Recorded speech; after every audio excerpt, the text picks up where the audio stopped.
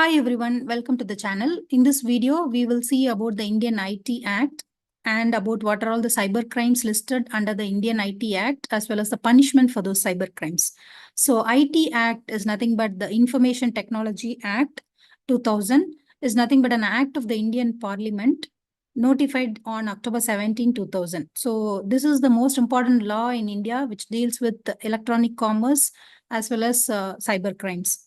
So this is basically enacted after the United Nations General Assembly resolution, namely 51/162, dated January 30, 1997. And this has adopted the model law on electronic commerce, which was adopted by the United Nations Commission on International Trade Law.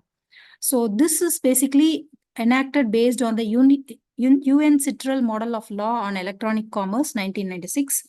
And in India, cyber crimes are actually punishable under two categories. One is through IT Act 2000 and the other is through IPC. So coming to the IT Act has totally 13 chapters and 94 sections. And the last 4 sections deals with the revisions to the Indian Penal Code. So IT Act 2000 has totally 4 schedules. First schedule contains amendments to the Indian Penal Code, and it widens the scope of the term document and to bring within its ambit all electronic documents also. The second schedule deals with amendments to the Indian Evidence Act. Third schedule deals with amendments to the Bankers Books Evidence Act. And the fourth schedule amends the Reserve Bank of India Act, and it is about the regulation of funds transfer through electronic means between banks or between banks and financial institutions. So let's learn about the different types of sections, most important sections of cybercrime under the Information Technology Act 2000. And what are all the penalties, what are the types of cybercrimes listed under those sections, and the penalties and imprisonment for the same.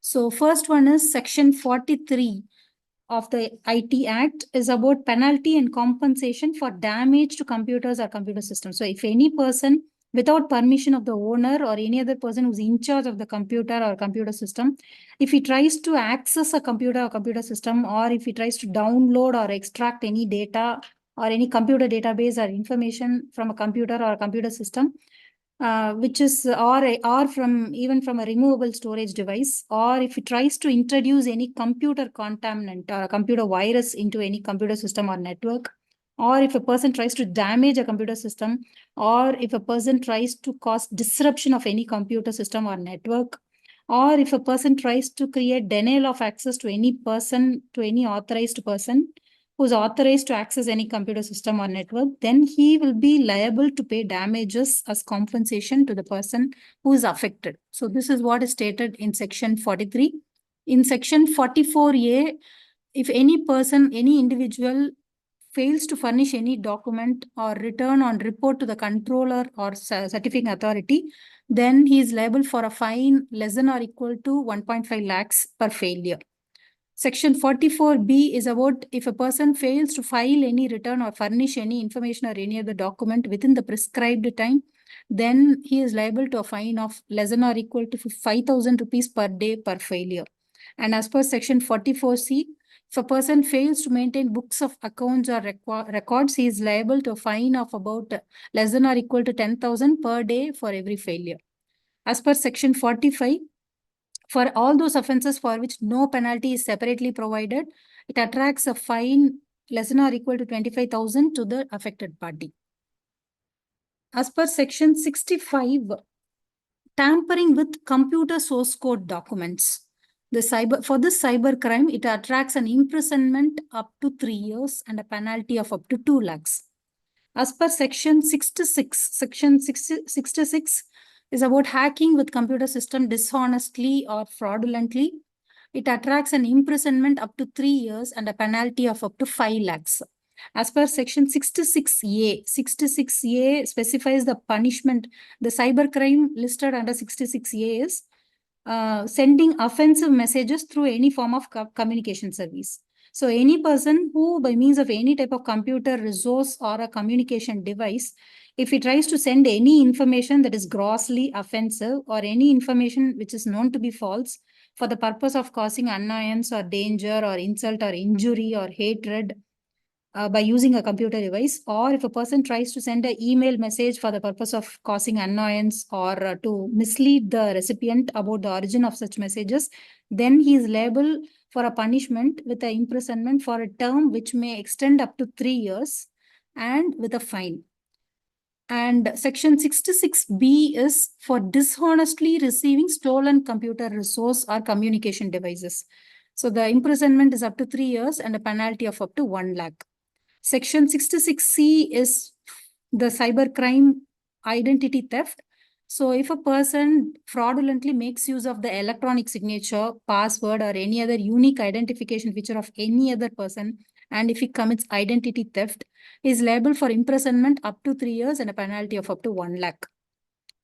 And section 66D is about cheating by personation by using computer resource. This attracts imprisonment up to 3 years and a penalty of up to 1 lakh. Section 66E deals with the cybercrime of violation of privacy. So whoever intentionally or knowingly, if they capture, publish, or transmit the image of a private area of any person without his consent, under circumstances violating the privacy of that person, then they shall be punished with an imprisonment which may extend up to 3 years or with fine not exceeding 2 lakh rupees or with both. So here private area means the naked or undergarment clad genitals, public area or buttocks or female breast, and publishes means reproduction in the printed or electronic form and making it available for public. Section 66F is whoever with an intention to threaten the unity, integrity, security by denial of access or by attempting to penetrate the computer resource or computer containment. So section 66F specifies the cybercrime of cyber terrorism. So whoever knowingly or intentionally penetrates or by means to cause injury to the interests of the sovereignty and integrity of India, then they are supposed to do cyber terrorism, then they are liable for imprisonment up to for life, and the penalty is not defined under this section. And section 67 is about when whoever publishes or transmits obscene material first time, subsequent obscene in electronic form, they are liable for imprisonment up to 3 years and 5 lakh or 5 years and 10 lakh. And section 68 is controllers' directions to certifying authorities or any employee's failure to comply to the controller's directions. So then they are liable for an imprisonment up to 2 years and a penalty of up to 1 lakh. Section 69 is failure to comply with the directions for intercepting, monitoring, or decryption of any information transmitted through any computer system or network. So this is the cybercrime.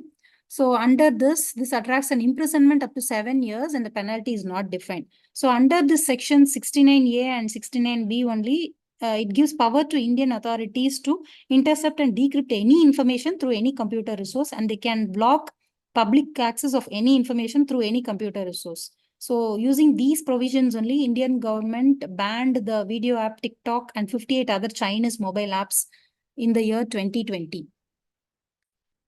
So next is section 70 is about protected system. Any unauthorized access to a protected system attracts imprisonment up to 10 years and a penalty which is not defined. As per section 70B, failure to provide information called for by the ICERT. CRT stands for Computer Emergency Response Team, or comply with their directions. This attracts an imprisonment up to 1 year or a penalty of up to 1 lakh. So here, as per section 71, penalty for misrepresentation or suppressing any material fact, it attracts an imprisonment up to 2 years and a penalty of 1 lakh. As per section 72, penalty for breach of confidentiality and privacy of records, books, or information without consent of the person. So this attracts an imprisonment up to 2 years and a penalty of 1 lakh. As per section 73, penalty for publishing false DSC. So this attracts an imprisonment up to 2 years and a penalty of 1 lakh. as per section 74, fraudulent publication. So publication for fraudulent purpose, which means whoever knowingly creates, publishes, or otherwise makes available an electronic signature certificate for any fraudulent or unlawful purpose, they can be punished with imprisonment, which may extend up to 2 years, or they can be punished with a fine, which may extend to 1 lakh rupees, or with both. Section 79 of the IT Act. As per Section 79 of the IT Act, so this provides exemption from liability of intermediary in certain cases. This says that intermediaries are not to be liable in certain cases. So what this says is, subject to the provisions of subsections 2 and 3, an intermediary shall not be liable for any third-party information, data, or communication link which is made available by him or hosted by him. So this grants some exemption for intermediaries and says that they are not liable for any third-party information hosted by them. So it also says that this provisions of subsection 1 shall apply if the function of the intermediary is only providing access to the communication system, and if they are not initiating the transmission or selecting the receiver or modifying the information, then only this provision 1 will apply. And it also says that the subsection 1 will not apply if the intermediary has aided or induced in the commission of an unlawful act, or if the intermediary has been notified by the government that any information connected to the computer resource which is controlled by the intermediary is being used to commit the unlawful act, then that provision 1 will not hold. That is told by that is mentioned by Section 79 of the Indian IT Act. So this Section 79 of the Indian IT Act becomes important because recently in January 2024, the Department of Telecommunications of India notified Apple and Google to remove the 2 apps, Airalo and Holafly, that were selling international SIMs without getting an NOC from the department. So similarly, in December 2022, on inputs from the National Payments Corporation of India, the Department of Telecommunications notified Google to remove IndiCaller, which is a caller spoofing app from the Play Store. So these notices were sent by the Department of Telecommunications under Section 79(3)(b) of the Information Technology Act 2000. So that is how it becomes important. So that is all about the different types of cyber crimes listed under the Indian IT Act, as well as the punishments label and the punishments for those offenses.